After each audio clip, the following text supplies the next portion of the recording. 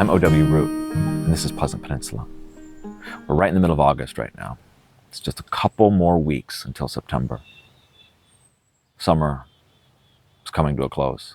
It's sad to say, I hate to say it, but we've got to say it. It's the truth. It was this time of this month, August, that was the saddest time as a child. It was when you knew it was over. The jig was up. School was starting again soon. No more baseball outside in the middle of the day. No more riding your bike around until it was time to go to bed. Instead, it means going to bed early, waking up early, getting behind that desk, doing math, eating that weird pizza at lunch. Remember that pizza? We all had it. It had a distinct smell. That was coming soon. School was beginning again. And this was the time when you started to realize it, when it really started to sink in. This was when you would go to shoe carnival with your mom to get new shoes or new jeans at the mall and new backpack.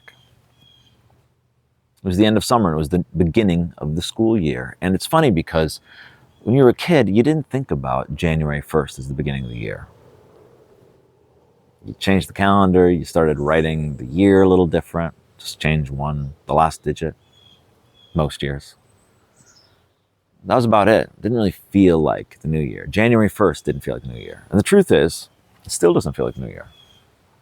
All those memories of this time of the year, this time of the month, these last 2 weeks of August, they're childhood memories, but we still feel them today.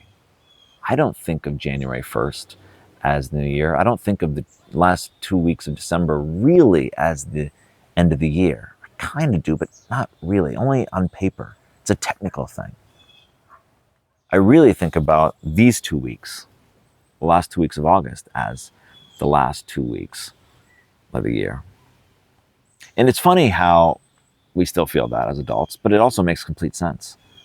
Because this is all based around the school calendar and our memories of going back to school and anticipating that going back to school. And we go to school for so long. We're on that school calendar for 10, 15, 20, 25 years maybe, depending on what you do. This massive part of our lives is spent conceiving of September 1st or the first week of September and the very end of August as being the end of one year and the beginning of the next. And it's not just those memories of the pants or the shoes, or the backpacks, or the new classes, or starting college or starting high school or starting middle school, whatever. It's not just that, it's also the weather.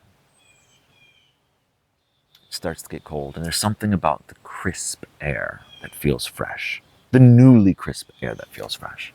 Because January 1st, yeah, the air's pretty crisp, but it's been crisp for a while. And it's not really even until February when it really gets cold. But there's a day in August, and I felt it today for the first time, where you get a glimpse of fall. You get a glimpse of the new year. School year, obviously. Where you're outside in the morning drinking your coffee, and you need a sweater, or you need a sweatshirt, or you need a heavier robe. Where there's a breeze, and it's a little nippy. It's not just easing off the heat. It's actually making you want to bundle up. And it's that day, and it happened today, that reminds us that it's a taste of that new year. That fresh wind, fresh breeze brings with it so many new things. I've been out of school a long time. I don't remember the last time I was in a classroom. But that first feeling, first cold morning, always will remind me of the new school year and the new year, all these years later.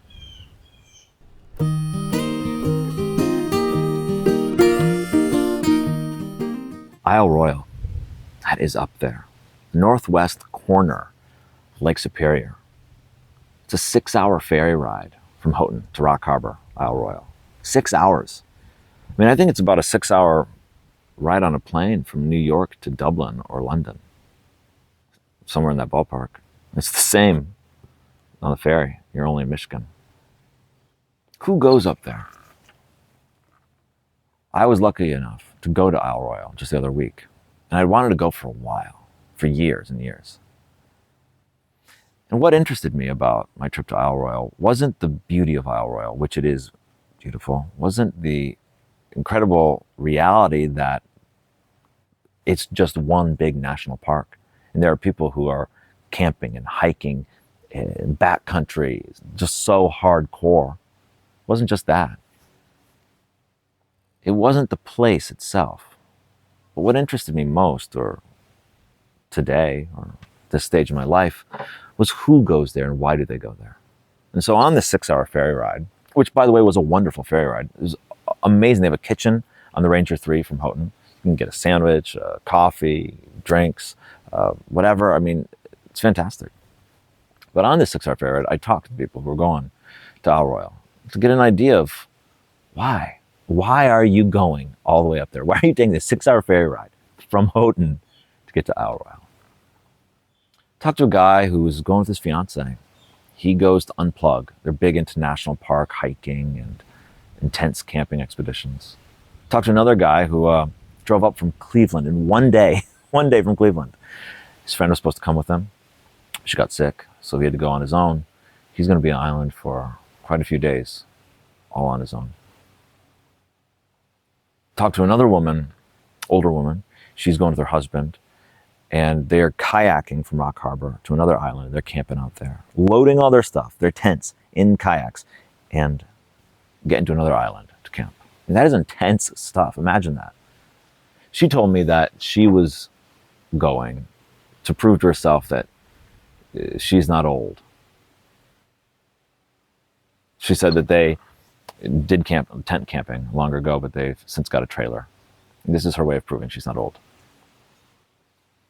Saw a couple families too, bringing kids, middle school age, high school age kids, all the way out there, far from civilization. And sociologically, the people who go out there are from every different corner, every different subculture that you might imagine. People who would be right at home in Ann Arbor most of the year, and people who would be right at home in Gaylord most of the year. And I thought about what drew these people. A lot of them shared things with me about getting away, quieting their minds, being at one with themselves, and being alone with their thoughts. I think about the families who take their families out there because obviously the modern world draws families apart rather than together. But if you can escape the modern world, maybe you can come back together.